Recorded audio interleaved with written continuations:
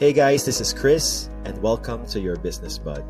On this video, I'm going to share with you the last Millionaire Productivity Secret. But be sure to watch till the end because I'm going to have a little bonus for you that will help you to keep moving forward towards your goals no matter what.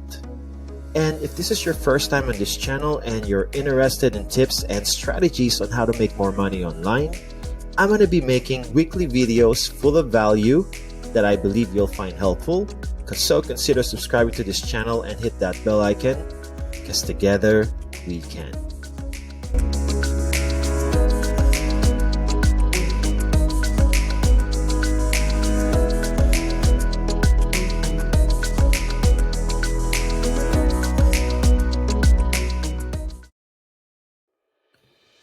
Millionaire Productivity Secret number 6, create peak productivity settings. Create a work setting that works for you, not against you. For some, their work setting may not be designed for peak productivity. One of the tips I gave you on my last video to avoid today's top distractions was having an organized, clutter-free workspace, which is so important. And what I'm going to share with you now is how you can enhance it to stimulate or motivate you more to work harder. And by the way, if you haven't watched any of the Millionaire Productivity Secrets 1 to 5, you may click the upper right notification and I'll also leave the links on the description below. Now, having a super organized, clutter-free workspace will help you eliminate distractions, but it doesn't necessarily create a peak productivity settings. You have to figure out what works best for you. What I mean about creating a peak productivity setting is based on the concept of wealth triggers. You have to have an object, an item around you that triggers a wealth or abundance mindset. This is because both of your conscious and subconscious minds respond to stimuli, which includes objects around us.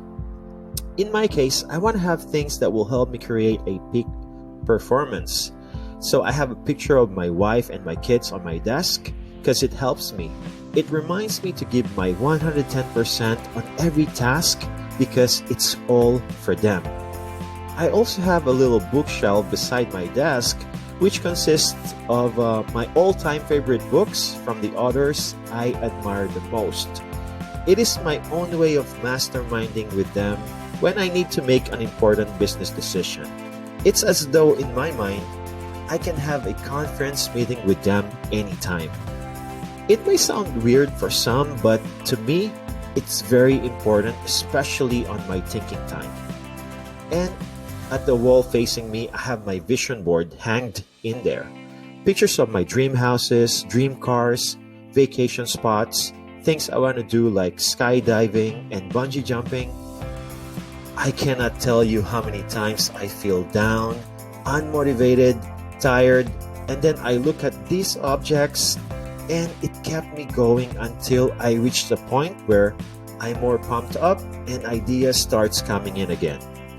This is because how we feel always follow our actions. Most of the people I got it backwards. They think how they feel will affect their actions, which is why when they feel uninspired, they will not write an article or make a YouTube video. But the truth is, how we feel always follow our actions. Try it out. Let's say you don't want to work out because you're feeling kind of lazy, the weather is cold and you feel like lying in bed the whole day. I want you to deliberately force yourself to work out. Just do some push-ups or run in the treadmill. Then after a few minutes, you will feel energized and so pumped up to do more exercises. Same goes with other things like writing a blog post or creating an ad copy. Just go ahead, write anyway. It won't take long. You'll notice the creative juice is back and you feel inspired once again.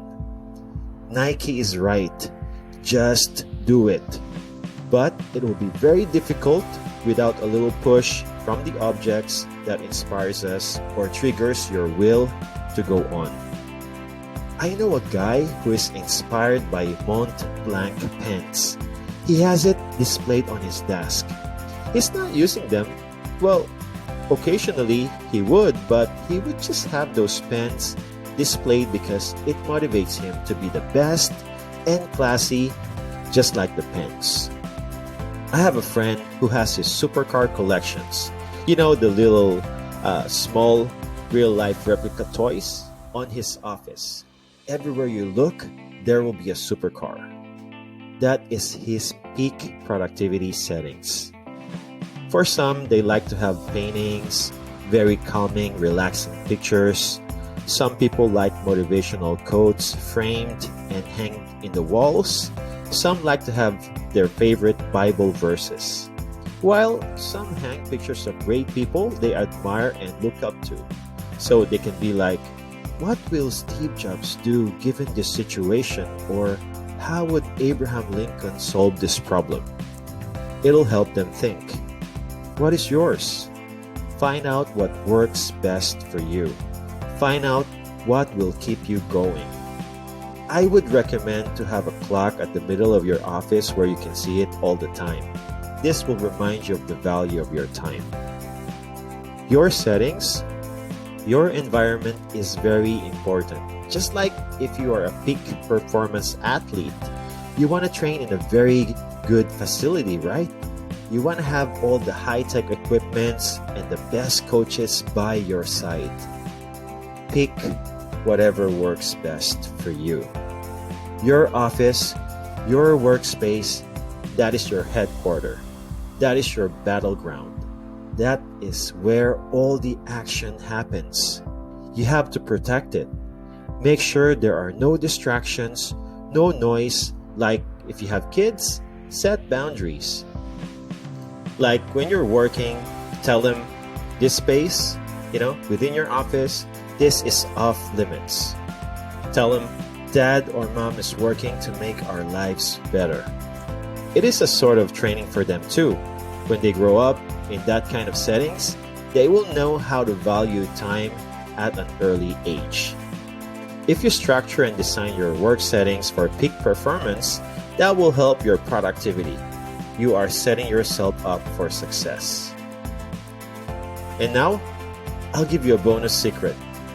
Millionaire Productivity Secret number 7. Do not attempt to manage time. You need to understand that you cannot manage time. If you notice on this entire series, I didn't talk about managing your time because you simply cannot. Time management does not exist. You cannot manage time. You cannot make it faster or slower. You cannot make the time move forward or backward. You cannot make up for lost time. What you can manage is how you use your time. This is the only thing you can manage. So always ask yourself, do the action that you do on a daily basis move you to the direction you want? You got to be accountable for it. For some, they like to tell other people what are their goals. Not to brag, but they want to be fully accountable. And it is very powerful. You tell the world about your goal, you're going to be forced to work your butt off for that.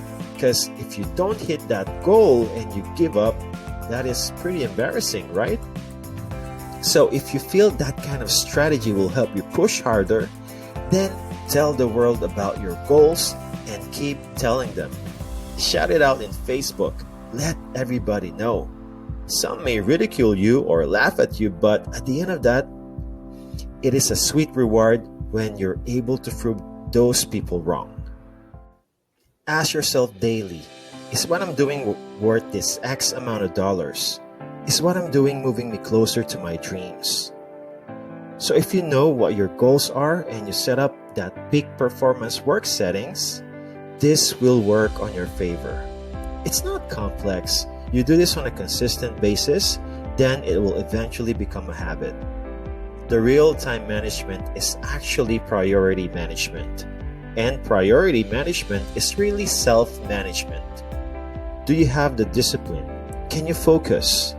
Are you clear with what you want? Can you act without hesitation? Can you take action despite the difficulties you're facing? It's all self-management, battling your inner demons. At the end of the day, you can get all the techniques or strategies of successful people, like what I'm sharing with you, but applying and executing the techniques is self-management. After all, most of our battles are internal. You may be going through some challenging time right now. The question is, will you stay there or will you keep going forward? You win your inner game, you win in life. That concludes this series. If you find this video helpful, give it a little thumbs up and share your thoughts on the comment section down below. Thank you for watching, and I see you on the next video. Bye for now.